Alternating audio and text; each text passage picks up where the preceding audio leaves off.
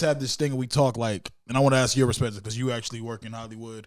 Why do you think more so nowadays you see more black UK actors get kind of casted to play black American roles? I think it's the likability. Maybe when they come into a room with that British accent, the British accent itself is very um, wholesome Wholesome. and it's relatable and it's non-threatening. On three, So I feel like they are very likable in the room automatically, and they do a good job at putting on their American voice as well. That's why it's kind of, I can have a list like, I watch Snowfall. Yeah, I and watch when All American. The scene ends and they go into a British accent. It just seems so professional. Yeah, you know what I mean. No matter what. So I think that's one part of it. But they're very good at what they do. The ones that usually do make it into the acting. I mean, David Oyelowo's from overseas. I love. When I went to go do Red Tails, Idris called me in the club. He was with Queen Latifah. He called me in the club and he's like, "I heard you got Red Tails. You better kill it. Let's go!" Like, and showing a lot of love, man. So like, these guys are just great dudes as well. You know what I mean? So if you have that energy, that's I think what stands out more than anything. That makes sense. Now that you say it, Whatever like it is, I think they choose who has that it thing and that energy, no matter where you're from. Right. So, but facts that they are a little bit, just non-threatening. You know what I mean? Yeah, I'm a real one. So, because that's what I was thinking too. I was like, is it because of that, or is it because they're easier to control? And then I was going to ask you, like, when it comes to, I know everybody's situation probably is different financial wise. Mm-hmm. But do they get paid more? Do they get paid less as like an average? Like how does that work? Like I don't know. I mean, I feel it's like an agent thing. Yeah, that's an agent thing. Depending on where you're at in your career, that's where you decipher on what you're demanding and what you want and they determine if you deserve it. You know what I mean? Is probably the reason sometimes you see so many new actors, because what it is as a producer, I started to understand the game better. Mm-hmm.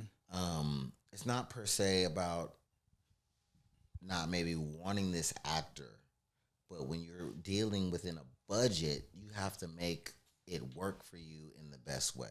Gotcha. Oh, yeah. If I have a certain amount of money I can spend, it's like cap space and like in the NBA. Yes, like I have to get the best that I can get for what I can get. I want you, Marcus, but I can't afford you. So I have to get something that's almost as good, that doesn't know their value. Almost. You know what I'm saying? That doesn't know how great they are yet and hasn't worked enough to demand a certain amount of money. You know what I mean? Yep. And that's just what it is. That kind of makes sense. That definitely. I can only understand that now as a producer. It's harder to understand just from the actor position, because you're like, I'm the best for this role and I deserve this money, but you don't understand that they only can spend this money. This amount of money, yeah. And they may spend a larger sum on this name or this name before, they have, especially if an ensemble cast. Now, some productions got it and they can just do it and everybody can get some money and they don't have to worry about it. They can pay everyone. Right. But, as the business has kind of changed, evolved, and changed how it works, the amount of money that's being spent on projects. Because you got to remember, like, when we were coming up, we had all these great teen movies, right? Yeah, and these were like in the $20 to $40 million club of filmmaking, and they've kind of gone away from that. Now it's kind of underneath 20. Why do you think they've gone away from it? And either underneath 20 or blockbuster. You know what I mean? The middle area has kind of gone away, almost like what they're trying to do in the real world. Yeah. You have the top, the poor, and the middle class, but they've like to eliminate that middle class because it's almost like a gray area. Mm-hmm. So a gray area is always tricky.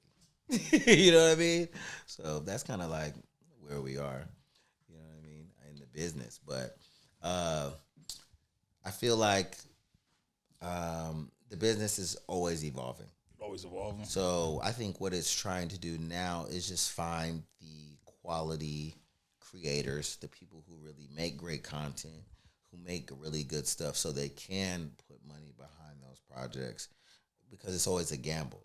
And I think when that comes in, it's like who's making the movies, what movies they're making as far as the content, what the people are going to bite on. So it's so many different elements when it comes to movie making, and then not just making the movie but selling the movie Right. worldwide, what they believe will sell, which I think they need to be a little bit more risky sometimes. They need to take a little bit more risk. They need to understand that they don't always know.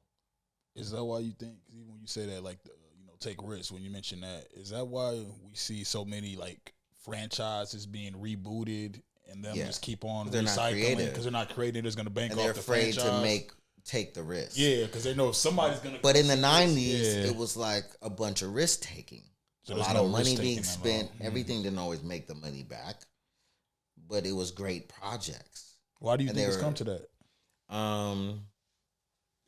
Well, just where we're at in the time of squeezing that dollar, and Capitalism.